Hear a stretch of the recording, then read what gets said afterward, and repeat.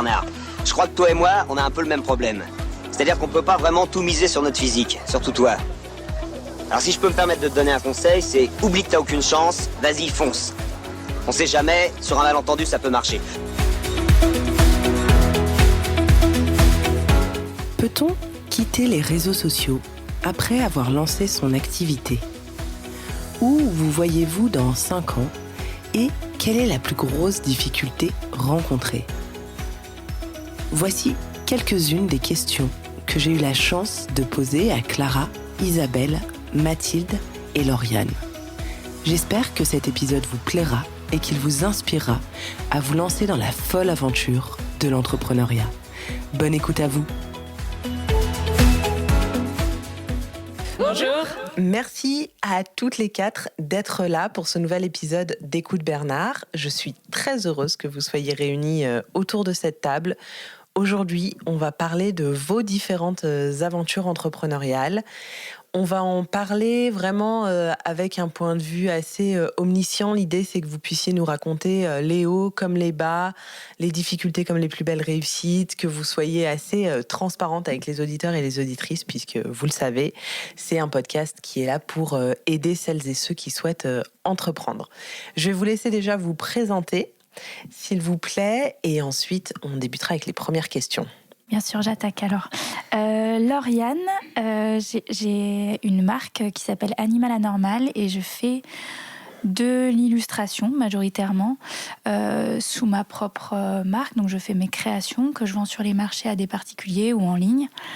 Et j'ai aussi une partie prestation pour les entreprises où là, je fais aussi de l'illustration bien sûr. Et pour le coup, un petit peu plus de graphisme pour matcher un petit peu leurs besoins, un petit peu plus corporate. Voilà pour moi. Et depuis combien de temps tu t'es lancée ? La phase de lancement a été un petit peu j'y vais pas. Donc c'est difficile pour moi de donner une date exacte, mais je dirais que ça fait 2 ans que j'y vais à fond, on va dire. Moi, je suis Mathilde. Je suis consultante en ressources humaines et en recrutement depuis 1 an. Vraiment depuis 1 an aussi, c'est pareil, j'ai un peu travaillé, le côté marketing prend toujours un peu plus de temps au début, même si on a envie de se lancer vite. Et donc je propose mes services aux TPE et PME ici localement à Annecy ou dans la région pour les accompagner donc sur les sujets RH de manière externalisée, donc pour des petites équipes et bien évidemment le recrutement à côté en complément ou de manière individuelle. Bonjour, donc moi c'est Isabelle, je suis nutrithérapeute et coach santé. Donc en fait, j'aide mes clientes à préserver, améliorer ou optimiser leur santé à l'aide de l'alimentation et j'utilise la science nutritionnelle aussi pour déterminer les causes racines des maux qui impactent leur vie. Depuis combien de temps ? Septembre 2021. Voilà. Et bonjour, ravie d'être là. Donc, je m'appelle Clara, j'ai créé Blomeco il y a 2 ans. Et donc, la mission de Blomeco, c'est de transformer le monde de la fleur en France en proposant des créations en fleurs séchées, donc des fleurs qui sont durables dans le temps, que vous pouvez garder pendant plusieurs années et qui sont approvisionnées en local, donc en France et en Italie majoritairement. Et notre deuxième grosse mission chez Blomeco, c'est de faire reprendre confiance nos clients dans leurs capacités manuelles et créatives, au travers de nos ateliers fleuris créatifs. Parfait. Merci beaucoup les filles. Alors, vous avez des profils très variés, ce qui est hyper intéressant et hyper enrichissant en fait pour les auditeurs et les auditrices. C'est pour ça qu'on a pensé ce format table ronde, pour réunir autour de la table des acteurs qui peut-être au quotidien n'ont pas tant l'occasion d'échanger que ça, ou en tout cas d'échanger à propos de leur aventure entrepreneuriale. La première question que j'avais envie de vous poser, c'est de comprendre comment, au moment où vous vous êtes lancé, vous avez réussi à surmonter ces premières appréhensions. Il y a toujours, ok, je vais me lancer, qu'est-ce que je fais ? J'ouvre un statut, si oui, lequel ? Je me lance, comment j'y vais, etc. Et comment vous avez réussi à surmonter ces appréhensions ? Est-ce que c'était une appréhension pour vous ? Peut-être pas. Est-ce que vous avez été accompagné pour le faire ? Ou au contraire, c'était un processus qui finalement allait de soi parce qu'une réflexion de longue haleine ? Alors moi, j'avais pas du tout d'appréhension par rapport au statut et je l'ai pris très facilement, comme on dit toujours, en 3 clics. Et du coup, j'ai fait les choses totalement dans le désordre par rapport à peut-être ce qui serait conseillé de faire les conseils que j'ai reçus après coup en formation ici à Who Run the World. Mais malgré tout, j'ai tout fait dans le désordre, puis finalement, ça a quand même réussi à retomber à peu près sur ses pattes. Mais j'ai pris d'abord le statut, et c'est pour ça que j'ai vécu cette phase de j'y vais pas. Je considère que le moment où j'ai pris le statut n'est pas le début de mon entreprise, parce que c'est après coup que du coup j'ai compris comment investir le sujet et comment mettre les premières billes.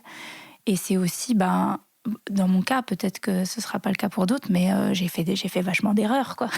Du coup, je me suis pris un peu des vestes, j'ai fait des bêtises, et après coup, on apprend, et petit à petit, voilà, faut pas trop se flageller, mais ça me paraît inévitable de passer par des phases un petit peu d'hésitation pour se trouver, quoi. Moi, pareil, j'ai pas eu d'appréhension concernant le statut. Pareil, le statut auto-entrepreneur assez simple et que je connaissais déjà. En plus, j'ai une formation juridique, donc les statuts juridiques, je les connais, les différents statuts des entreprises. Donc, c'est pas ça qui m'inquiétait. Plus, en effet, alors moi, l'appréhension quant à justement aussi le doute de savoir si j'avais vraiment les qualifications pour me lancer et pour apporter du conseil à des entreprises, clairement. Un peu le syndrome de l'imposture quand même qui était là. Et puis toute la phase, comme je disais avant, de savoir quel nom, quel logo, comment me présenter, le storytelling, tout ça, c'est des choses qui sont pas très faciles, je trouve, à mettre en place, en tout cas pour moi. C'est une phase qui a eu lieu alors que tu étais encore en poste? Non, j'avais déjà quitté en effet mon poste, j'étais salariée avant. Alors autant quand j'étais salariée, en effet, j'avais l'idée de me lancer. Mais c'était pas du concret, donc j'avais pas toutes ces questions-là qui sont venues à moi, et donc ça a été après. J'ai vraiment pris le temps justement de me décider, un peu trop à mon goût. Je me suis trouvée trop lente, et c'est pour ça qu'au bout d'un moment, je me suis dit, faites le logo, peu importe si ça me convient pas vraiment, si même le nom, le logo, c'est pas ça qui fera mon activité, et c'est pour ça qu'au bout d'un moment, je me suis mis un peu un coup de pied aux fesses et me dire, allez, maintenant je me lance, je m'immatricule et je me présente auprès de prospects éventuels, quoi. C'était un peu un frein finalement de pas avoir ton logo, ton nom. C'était un frein que tu te mettais pour pas te lancer tout de suite dans l'activité. Mais au final, comme tu le dis, une fois que tu t'es dit, je passe au-dessus, je passe outre et j'y vais quand même, c'est bon. Non, mais c'est vrai, en plus, c'est clairement, à un moment donné, de toute façon, je trouve que cette période-là est vraiment un travail sur soi dans tous les cas. Et ça a été ça, en fait. À un moment donné, c'était, je pense, inconsciemment un frein que je me mettais parce que je n'osais peut-être pas non plus me lancer vraiment. Il y a un peu cette crainte-là, en fait. Mais du coup, pour moi, il n'y avait aucune appréhension. Et en fin de compte, oui, derrière ça, t'as raison, il y avait quand même un frein que je me mettais moi-même. Moi, je pense qu'on est nombreux et nombreuses à passer par cette phase-là on réfléchit à un nom, mais peut-être que c'est pas le bon nom, etc. Et je trouve que dans ce cas-là, ça peut être intéressant de se fixer vraiment une deadline. Ça peut aider, en tout cas, selon les profils, mais il y a des profils d'individus que ça aide pas mal de se dire. Moi, je sais que pour le lancement de mon podcast, je m'étais dit, OK, le 15 novembre, le premier épisode doit être en ligne, donc il faut que 10 jours avant, la bande-annonce soit en ligne. Et en fait, c'était un engagement que j'avais pris avec moi-même, j'en avais parlé à personne. Mais in fine, je savais que je voulais respecter cet engagement-là, et donc je me suis lancée malgré toutes les appréhensions. Mais sinon, je pense que 5 ans plus tard, il serait toujours pas lancé, quoi. Oui, puis il y a aussi le côté où moi je me suis dit... tant pis si ça me convient pas maintenant, sachant que je pourrais le refaire aussi plus tard. Et c'est le cas aujourd'hui, quoi. Normalement, je vais peut-être rebosser mon logo aujourd'hui, 1 an après m'être lancée, et c'est OK. Donc se dire que rien n'est gravé dans le marbre non plus, ça peut aider. Juste, moi, je dirais aucune appréhension pour ma part, parce que dans ma tête, j'allais être thérapeute et pas du tout chef d'entreprise. Donc c'est un aspect que dont je n'avais pas du tout conscience. J'étais enseignante à l'époque, j'ai repris mes études. C'était un diplôme qui m'a mis 4 ans. Donc en 4 ans, j'ai eu le temps de me préparer au fait que j'allais démissionner à l'issue de ces 4 années, que j'allais m'installer et que voilà, si j'avais le diplôme, j'avais les compétences. Donc le côté entrepreneuriat ne me faisait pas plus peur que ça. Et puis, au moment de mettre les démarches en route, je me suis dit, ah oui, il y a quand même ça et ça, immatriculation, tout ça. Bon, le logo, j'y avais réfléchi, il était prêt. Ça s'est fait assez vite, mais peut-être aussi parce que c'était mon essence, c'était quelque chose de mûri et que je ne m'étais pas mis cette pression aussi de me dire, oui, mais s'il ne me plaît pas... Je m'étais dit, je le changerai. Toujours parce que pas de marketing, pas d'impact, pas de... Et puis, au bout de quelques mois, se rendre compte que la com, ça compte, que... La partie immergée de l'iceberg. Voilà, la partie immergée de l'iceberg. Je m'étais formée à l'étranger, où là, j'étais à Londres, où là, j'avais bien eu un module comment s'installer à Londres. Donc j'avais passé le module, je l'avais eu. Puis je m'étais dit, j'appliquerai les règles pour mes clientes là-bas en visio. Et puis en France, je rebasculerai sur le système français. Et là, je me suis un peu essoufflée sur les 6 premiers mois, à tout faire en même temps, à commencer à avoir des clientes et puis à manager le reste, l'administratif. Et du coup, je suis arrivée ici. Et c'est là qu'on a tout repris. Donc je te rejoins dans le sens où j'ai un peu tout fait à l'envers, mais en même temps, ça m'a donné de la confiance et de la légitimité aussi, encore plus, parce que je me suis dit, du coup, tu lances tout ça et en même temps, tu vas mettre cet aspect-là en place auquel tu ne t'attendais pas. C'était peut-être mieux, en fait, que je m'y attende. Parce que ça aurait peut-être été un frein. C'est intéressant ce que tu dis. On observe vraiment, au fil de ces différents épisodes, 2 profils d'entrepreneurs ou d'entrepreneuses. Celles qui ont besoin d'être formées en amont, au carré, qui vont pas du tout foncer tête baissée, et les autres qui foncent tête baissée, mais c'est pas du tout péjoratif quand je dis ça, mais qui foncent, qui ont besoin de faire par elles-mêmes, de se confronter à des difficultés, de réaliser des erreurs pour ensuite soit être formées, soit être accompagnées. C'est très intéressant. Toi, Clara, comment ça s'est passé ? Et du coup, j'essayais de me remémorer un peu les premiers moments. Je me rappelle avoir créé mon statut sans trop de difficultés. Et puis après, par contre, je me rappelle avoir fait un gros blocage. J'ai saoulé toute ma famille sur le nom de la société. Quel nom donner pendant 2-3 jours, gros blocage. Et puis après, tout s'est décanté une fois que j'avais trouvé le nom. Je me rappelle la création du site internet s'est fait très vite. J'étais même assez surprise de voir à quel point il existait de nombreux outils aujourd'hui, Canva, Wix, toutes les plateformes de sites pour créer des choses facilement à notre échelle sans être codeur professionnel, ce genre de choses. Donc toute cette partie-là, ça s'est plutôt bien passé. Moi, mon coup dur, c'était plutôt en amont sur la réflexion pendant la reconversion. J'étais dans mon ancien poste d'ingénieur. Ça se passait pas très bien. En tout cas, j'étais plus du tout en phase avec la personne que j'étais même là-bas. Enfin, en industrie, j'étais pas à l'aise avec mon job. Je perdais confiance en moi de jour en jour. Et du coup, sur la fin, j'ai fait un petit burn-out. Et du coup, c'est à ce moment-là que j'ai commencé à réfléchir un petit peu à l'après, à réfléchir à qu'est-ce que je pouvais faire pour améliorer juste ma qualité de vie, retrouver confiance en moi, retrouver quelque chose qui me plaise, parce que j'adore travailler, mais du coup, il fallait trouver un truc qui soit en phase avec moi. Très intéressant d'en apprendre un peu plus sur vos débuts. Alors, c'est toujours très difficile ces épisodes, parce que j'aimerais qu'on puisse repartir de vos reconversions à toutes, etc. Malheureusement, c'est pas toujours possible. J'aurais aimé revenir avec vous, donc ça a fait en moyenne 2 ans que vous vous êtes lancé à peu près. J'aurais aimé revenir avec vous sur votre plus belle réussite, vraiment le moment où vous vous êtes dit, là, je sais que je suis alignée, je suis au bon endroit, au bon moment, et enfin, après peut-être tant d'années d'errance, ou pas forcément, mais après des années plus difficiles, à pas être vraiment à ma place, là, je me sens à ma place, et je sens que cette activité va pouvoir me porter, aussi bien d'un point de vue professionnel, mais aussi personnel, dans le sens où ça pourra subvenir à vos besoins et devenir votre métier ou votre activité à temps plein. Je pense déjà, me concernant, que la situation n'est jamais absolument parfaite. J'aime ce que je fais là actuellement, j'adore dessiner, c'était mon rêve et ça le reste. Ça vient avec son lot de challenge.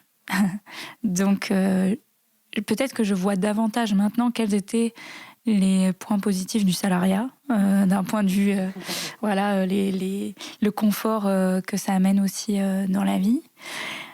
Donc, je peux pas dire que la satisfaction, elle est complètement béate et... T'anticipes mes prochaines questions.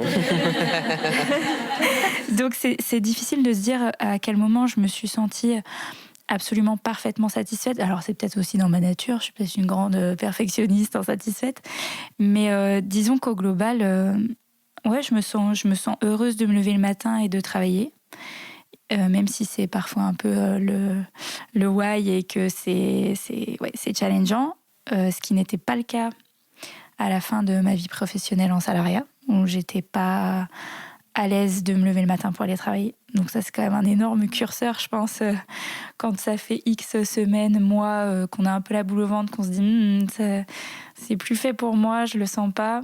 C'est quand même un super bon curseur. Donc je dirais que déjà juste se lever le matin et se dire bon, ça va être un challenge, ça va peut-être être un marathon, mais j'ai pas cette boule au ventre et je suis contente en fait des sujets que je traite. Donc ça, pour moi, pour le moment, c'est déjà une victoire. Et puis après, j'en vis un peu plus chaque jour, mais je suis pas. Après, j'ai peut-être des prétentions salariales qui sont moindres que d'autres aussi, parce que dans mon ménage, ça s'équilibre et que j'ai pas d'enfants, par exemple, j'ai pas. Donc peut-être que aussi, j'arrive à vivre avec peut-être un peu moins. Donc. Mais j'ai pas un salaire comme je pouvais l'avoir avant, et pour autant ça ne me dérange pas, même si ça va vers le mieux. Voilà. Je peux comprendre que quelqu'un qui a 3 enfants et un crédit, et il va devoir être un petit peu plus pressé par le temps et un peu plus stressé en fait de très vite se dégager un salaire, et ce qui n'a pas été mon cas. Donc pour le coup, la quiétude est quand même plus importante dans mon cas qu'elle ne peut l'être dans le cas de quelqu'un d'autre. Alors moi, pour rebondir sur ce que tu dis, j'avais pas cette inquiétude de rémunération parce que j'ai encore des aides Pôle emploi si nécessaire, et c'est quand même une bonne sécurité psychologique. Ça permet quand même d'avoir cette crainte déjà mise de côté. En revanche, c'est vrai que moi, la réussite que je peux ressortir et dont je suis assez fière, c'est parce que j'avais beaucoup de crainte, c'est de pas trouver de clients, et j'en ai trouvé assez rapidement. Et c'est surtout des personnes qui m'ont, malgré ma présentation première, quand je les ai rencontrées, leur dire d'où je venais, le nombre d'années que j'avais d'expérience en RH. Et donc mon parcours, malgré tout, ils m'ont fait confiance et j'ai eu des contrats. Et c'est encore le cas aujourd'hui, heureusement. Mais voilà, pour moi, c'était une première réussite de dire waouh, il y en a qui sont prêts à me suivre, à me donner ces missions-là. Et quelques mois après, souvent, je les interroge en mode c'est bon, c'est ok, tout va bien, vous êtes contents, parce que c'est pas parfait à mes yeux. Non, mais c'est bon, vas-y, on continue. Et donc voilà, je suis ravie du retour clientèle pour l'instant. Déjà des premières confiances qu'ils ont pu me donner, du retour ensuite au bout de plusieurs mois, et puis même aussi le cadre familial, l'entourage. Je suis assez fière en fait. Pour certains, ils n'étaient pas certains en fait, ils n'étaient pas sûrs pour moi. Il y avait une inquiétude, puis aujourd'hui ils disent en fait ça va, oui ça va. Je te rassure, tout va bien. Donc ça aussi, c'est une réussite de pouvoir prouver aussi aux autres. Donc, tu as réussi à te prouver à toi-même déjà, ce qui est le plus important, et aux autres aussi qui étaient capables de le faire. Et en plus, c'est que le début. Mais oui, donc c'est très encourageant.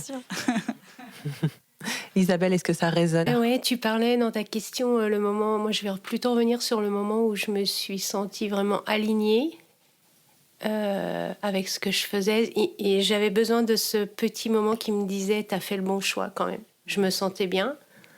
J'étais heureuse de voir mes premières clientes.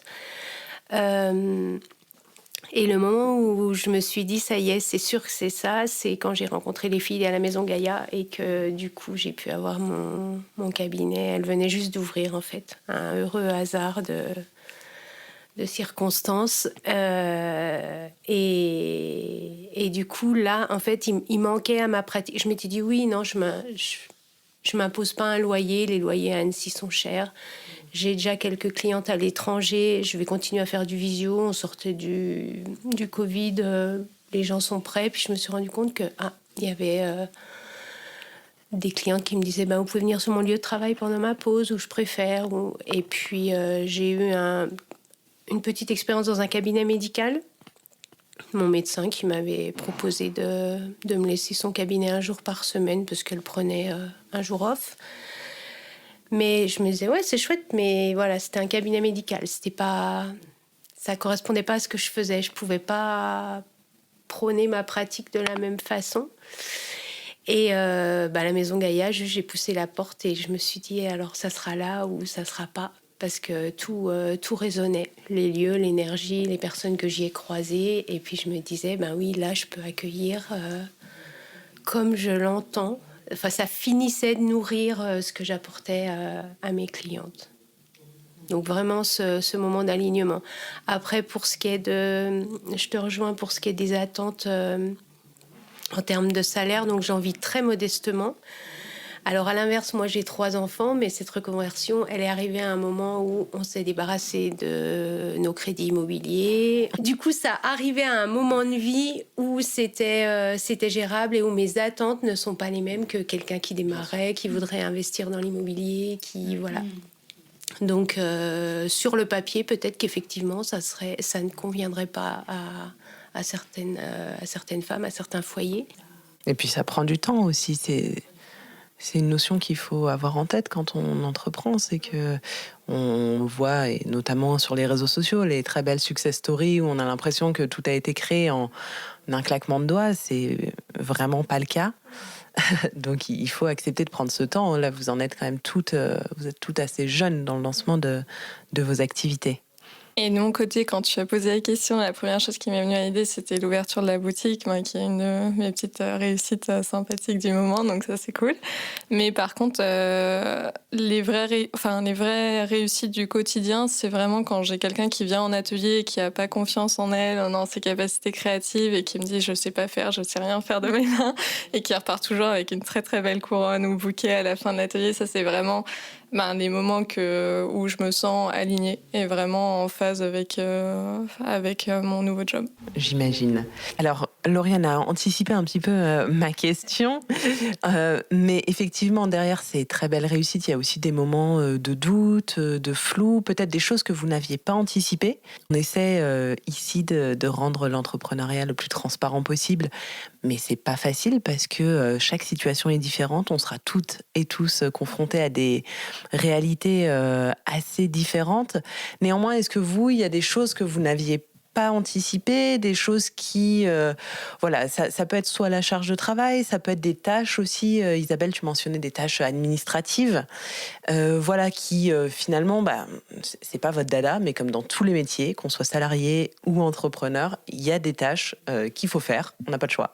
C'est comme ça, pour que le reste puisse continuer à rouler. Moi, j'ai une petite anecdote par rapport à ça, si je peux la partager avec vous. Alors, moi, c'est pas une mauvaise surprise par rapport aux tâches, à la compta, etc. Puis en plus, en auto-entrepreneuriat, ça reste assez light, en vrai. Même moi, ça me donne des boutons, mais j'y arrive. Donc, je me dis que c'est faisable pour tout le monde. Après, dans le cas de Clara, qui est plus en entreprise et tout ça, qui a d'autres statuts, là, ça se complexifie. Il faut peut-être être un petit peu plus... J'attendais, en fait, la mauvaise surprise, et je l'ai trouvée, c'est que certains métiers, je sais pas si vous aurez remarqué, qui ont meilleure, j'ai pas envie de dire presse, mais qui ont un peu plus de répondants auprès des clients ou pas. Donc, par exemple, si je prends mon statut en libéral et que je suis avocat, les gens connaissent à peu près ce qu'ils peuvent attendre de moi, de mes tarifs, etc.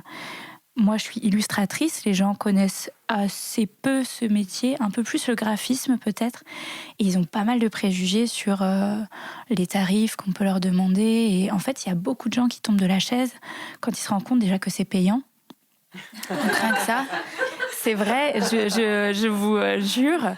Et en fait, là où j'ai eu des mauvaises surprises et ça m'a vraiment fait apprendre et grandir, c'est que j'ai été contactée par des gens en qui naïvement, j'aurais eu pleine confiance, notamment une petite célébrité, enfin une grande célébrité, dont je tairai le nom quand même, mais où je me disais, cette personne, si elle me contacte avec toute la notoriété qu'elle a, l'argent qu'elle a, elle a peut-être conscience quand même que moi, je suis un petit entrepreneur. Et en fait, K1, KA, j'ai bossé gratuitement et ça a fait un flop. Et on est sortis de ça insatisfaits l'un comme l'autre.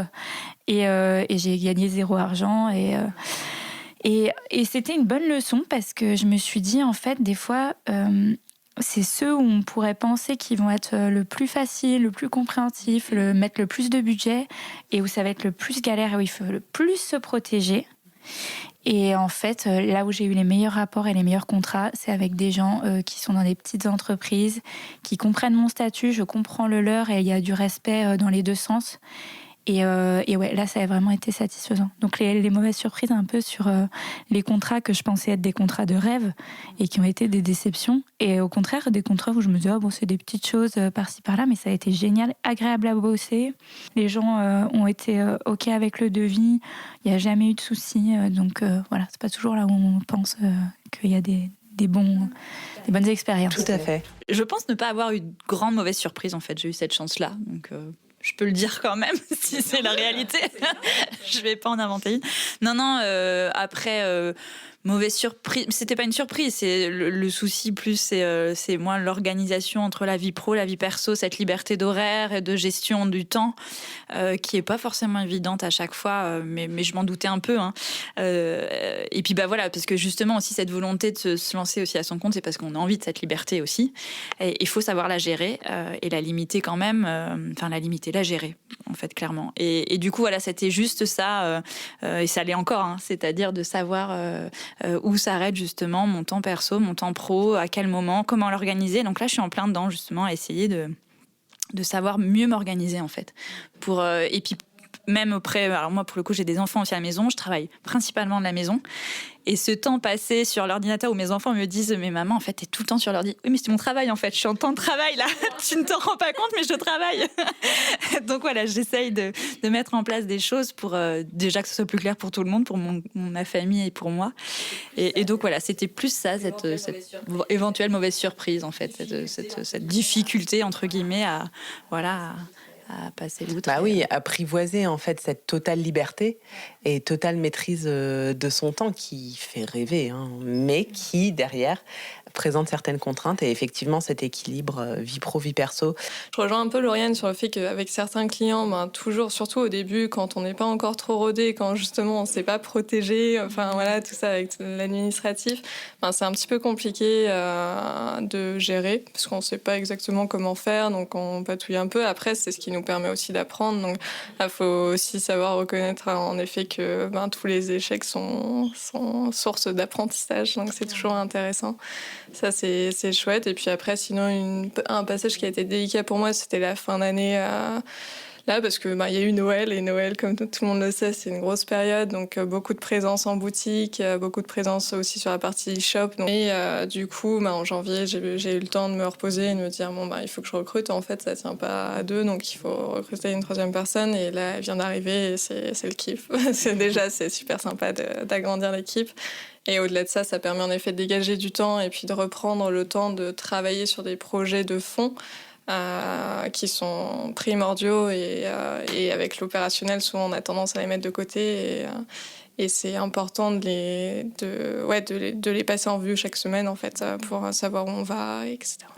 Finalement, ça rejoint cette notion d'équilibre, même si c'est pas l'équilibre vie pro, vie perso, c'est ton équilibre au sein de ta structure et trouver ta place aussi en tant que chef d'entreprise, mais aussi créative. Comment vous laissez votre créativité s'exprimer, peut-être, Lauriane? Comment tu arrives à te dégager du temps pour rester créative, pour la maintenir? Parce que très vite, quand on est dans l'opérationnel, on a du mal à être créatif. Enfin, j'ai l'impression. J'avoue, gros challenge. En vrai, j'ai pas de réponse à cette question. Je pense que chaque artiste est différent. J'aimerais bien donner une recette. Moi, ce que je constate déjà depuis le début, c'est que quand je bosse sur un projet qui nécessite pas mal d'aller piocher dans ma créativité, ça me pompe une énergie de ouf. Et je pensais pouvoir enchaîner les sujets un petit peu plus rapidement, mais en fait, j'ai besoin d'un temps pour me recharger et surtout pour aller rechercher de l'inspi, d'autres choses, de partir en week-end dans une autre ville, regarder des films ou lire des BD qui vont m'inspirer. Et en fait, ça, je pense que je peux le faire pleinement que si je me laisse un moment de calme et de tranquillité.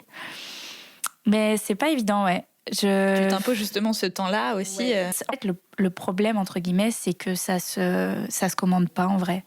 Quand je suis inspirée, ça peut être juste derrière un sujet que je viens de boucler. Je me dis, c'est maintenant. Si ça vient maintenant, en fait, faut que j'y travaille. Tendance en ce moment à me dire, je vais pas bosser ce nouveau sujet qui m'inspire parce que je dois d'abord boucler celui que je suis en train de terminer. Alors qu'en fait, je suis en train de me dire, peut-être que je ferais mieux de le faire malgré tout, d'essayer de m'organiser pour pouvoir le faire. Parce que quand on a l'inspi, il faut y aller.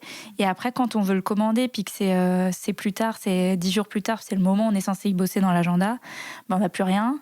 Donc on tourne en rond, on perd du temps. Et en fait, c'est pas du temps de gagner que que d'essayer de faire une orga très carrée.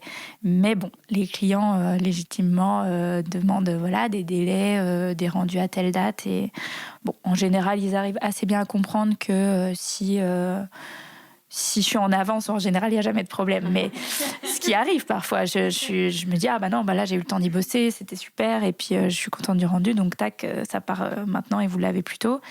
Après, là où il faut expliquer, c'est s'il y a un peu de retard, ce qui arrive quand même rarement, mais ça pourra peut-être arriver un peu plus à l'avenir, dans le sens où je vais peut-être un peu plus prévenir les gens de donner plus une fourchette qu'une date précise, en disant, voilà, je pense que à ce moment-là, j'estime pouvoir avoir terminé, mais c'est organique, quoi. Il faut peut-être un petit peu plus essayer d'expliquer ça aux gens par la suite. Finalement, savoir aussi adapter tes conditions à ta façon de travailler. Ouais, tout à fait. Mais c'est aussi des moments de stress où, en fait, on se dit « Oh, mon Dieu, mais la date approche, je n'ai rien. Je vais pas... je vais presser ce citron qui va donner un truc un peu bof, quoi. » Et ça, c'est le côté un peu peut-être perfectionniste, mais c'est vrai que toujours très mal à l'aise de fournir quelque chose avec lequel je suis pas 100% emballée, quoi. Même s'il faut parfois, et ça arrive. Et puis des fois, le client aussi a un besoin qui est peut-être pas forcément aussi élaboré que ce que moi j'ai envie de fournir à ce moment-là. Donc il faut s'adapter en face à ce qui est nécessaire. Mais ouais, ça peut être un stress. Et on se dit, bon, je fais quoi ? Je presse un citron pour avoir quelque chose d'un peu moyen. Je reporte. Est-ce que ce sera mieux plus tard ? Donc ouais, point d'interrogation. Jusqu'ici, je fais au mieux. Mais j'avoue, j'ai pas la recette miracle pour l'inspi qui vient au bon moment. Et puis pour être inspirée sur tous les sujets que les gens proposent, parce que des fois, moi, il y a des trucs avec lesquels je suis alignée. J'aimerais accepter que des choses avec lesquelles je suis alignée. C'est à peu près ce que j'essaye de faire. Mais c'est vrai qu'il y a des fois des sujets où on se dit le sujet peut être bien, mais la personne peut être où on peut se dire je pense qu'on est d'accord, mais je suis pas certaine. On va voir, on va avancer petit à petit, on va faire des propales, on va compliquer. La notion du beau pour chacun est très subjective, donc moi je peux rendre quelque chose dont je suis satisfaite et la personne va me challenger, ce qui est tout à fait dans son droit. Mais là pour le coup, je me protège beaucoup plus qu'avant en mettant des limites, en disant on fait X allers-retours. Je modifie tant de fois. Bon, j'essaye d'être souple, mais c'est vrai qu'on peut vite dépasser un petit peu les bornes en X modifications jusqu'à ce que... Donc maintenant, je suis bien préparée pour tout ça. J'ai essuyé quelques plâtres au début et maintenant, ça roule un peu plus, quoi. Non, moi, ça me fait penser justement à une chose aussi où tu disais justement de voir comment font les autres. Moi, j'échange beaucoup. J'ai beaucoup de personnes qui me contactent, notamment via LinkedIn ou via des rencontres, via des réseaux ou des collectifs comme Run the World, d'échanger en fait sur nos pratiques. Alors, purement dans mon métier, avec les éventuels pairs en fait que je peux avoir, mais pas que. En tout cas, l'échange est hyper intéressant pour moi. Je trouve que ça m'apporte beaucoup. Juste parce que ça me fait résonner, je me dis en fait, identifier les choses qui t'inspirent, à la limite, c'est aussi les choses qui te font du bien. Enfin, c'est à peu près pas facile, mais on connaît à peu près ce qui peut nous recharger les batteries. Mais je pense qu'il faut aussi identifier ce qui vide nos batteries inspirationnelles. Et moi, par exemple, je pensais à LinkedIn à l'instant. Ça en fait partie, clairement. Et j'avais fait une formation ici chez Run the World qui était très, très bien. Et du coup, j'avais tout mis en pratique, tout bien installé. Et je pense qu'en fait, j'ai pas réussi à être sur tous les fronts, justement. Et plus ça va, plus je me rends compte que je suis peut-être un peu à contre-courant et que les réseaux sociaux, je vais peut-être pas faire long feu avec ça. Et que je vais favoriser ma newsletter, mon site internet, les rencontres en vrai. Et que peut-être qu'un jour, dans quelques mois, dans quelques années, je vais fermer mon compte Instagram. Et je pense que ce serait cool, en fait. Je me mets ça comme un objectif super positif de se dire, je favorise d'autres moyens de communication, qui me conviennent et qui me correspondent. Et je pense qu'on peut avoir ce stress de vouloir être dans le moule et de se dire... C'est vrai que j'ai entendu à nombreuses reprises des phrases si t'es un illustrateur puis que t'as pas Instagram, c'est foutu, quoi.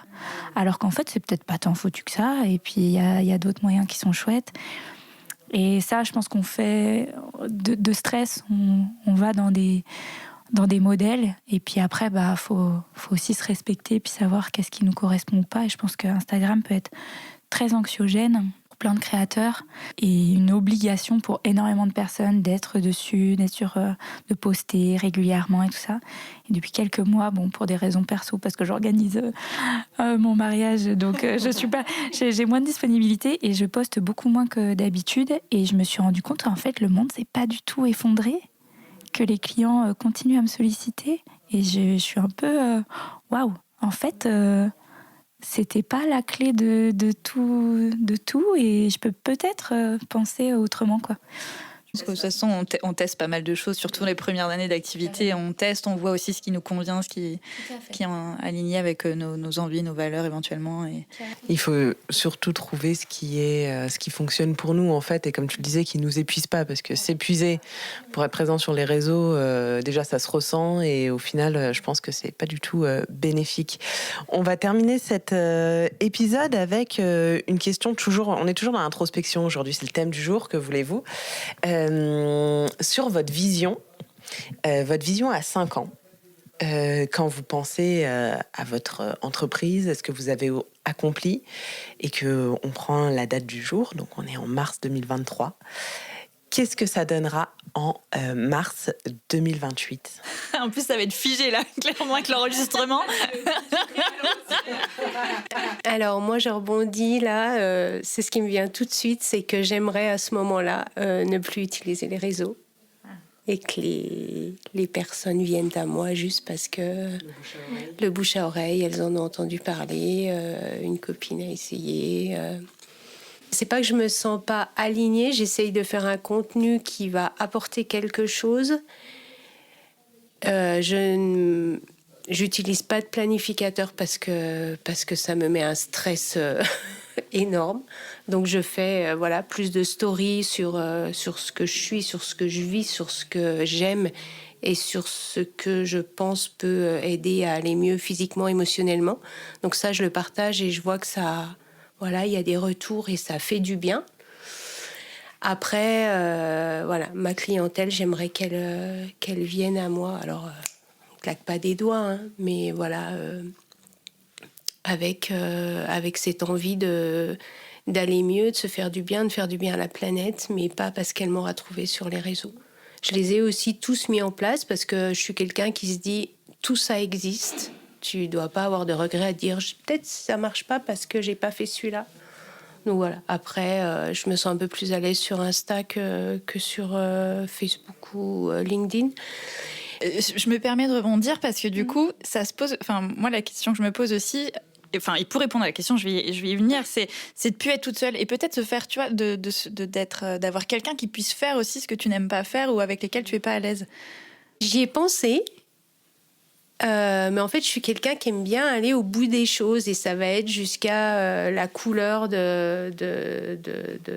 la police d'écriture sur un post. Mais en fait, je trouve que ma pratique, elle est tellement dans le ressenti et dans l'échange avec mes clientes que je voudrais pas déléguer ça. Et du coup, moi, pour répondre justement à ce que j'imagine dans 5 ans, pour le coup, moi, j'ai plus envie d'être toute seule. Enfin, si vraiment je vois sur du long terme, j'ai plus envie d'être en équipe, parce que aussi il y a certaines choses que je fais moins bien, je me sens aussi ou que j'aime moins faire aussi.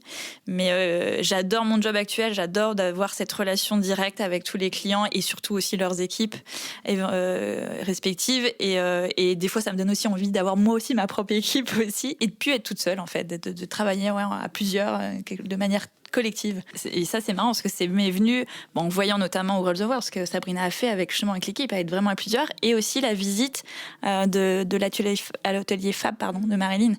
Et en fait, son parcours, elle nous l'a raconté. Du coup, j'ai trouvé ça incroyable et ça donnait envie, en fait, de dire ah ouais, c'est bien de plus être toute seule aussi, puis d'être entourée d'autres gens qui sont compétents aussi, qui peuvent t'apporter eux les compétences que tu as pas ou moins bien, et ça donne envie. Donc voilà, moi, ce serait ça ma réponse pour les 5 ans à venir. De mon côté, j'ai fait l'exercice il y a 2-3 jours, donc je suis vraiment... Non, j'ai commencé à réfléchir dessus. Bon, ça fait plusieurs années que j'ai réfléchi, mais c'est vrai que j'ai un rêve de construire un petit peu une ferme florale autour du lac d'Annecy. Donc je ne sais pas si c'est dans un horizon de 5 ans, je ne sais pas si ce sera vraiment proche du lac d'Annecy ou un peu plus loin dans les Bauges ou quelque part. Mais j'aimerais beaucoup faire ce projet-là. C'est un projet qui me tient à cœur, que je connais bien, parce que j'ai un endroit dans ma Suède d'enfance qui est assez similaire à ce projet que j'ai en tête. Et j'aimerais bien du coup l'implanter autour de ce lac que j'aime beaucoup. Et développer toute une partie boutique, restauration, genre potager, voilà, avec des cours de permaculture, enfin plein de choses. J'ai plein d'idées en tête. Après, l'idée c'est d'y aller pas à pas et de me dire quelle est la prochaine étape pour y arriver. Ça va prendre son temps. Ce sera pas tout de suite, mais j'ai ma big picture en ligne et il faut que j'y aille tranquillement. Génial. Eh ben, moi, je pense que je n'ai pas d'autres ambitions que celles que j'ai aujourd'hui. Donc, pourvu que ça dure le plus longtemps possible comme ça, je suis au top. Je me contente parfaitement de ce que j'ai mis en place aujourd'hui. Et ça progresse et je prends les choses comme elles viennent. Et peut-être que demain, je me dirai « Oh, j'ai plus envie de faire ça, j'ai envie d'autre chose. » Mais là, trop contente d'avoir tenté l'aventure, en tout cas. C'était hyper intéressant. Et puis, pourvu que ça dure, voilà, tout simplement. Merci beaucoup, les filles, pour ce temps d'échange. Et puis, tous les liens concernant vos différentes activités seront bien évidemment dans la description du podcast. Merci. Et voilà, cet épisode est déjà terminé et j'espère qu'il vous aura plu. Surtout, si vous souhaitez rebondir ou apporter votre propre témoignage, n'hésitez pas à laisser des commentaires sous la photo Instagram en lien avec l'épisode ou tout simplement à envoyer un mail à Who Runs the World. Je vous donne rendez-vous dans 15 jours pour un nouvel épisode et d'ici là, continuez de nourrir et d'inspirer l'entrepreneur qui sommeille en vous. À très vite.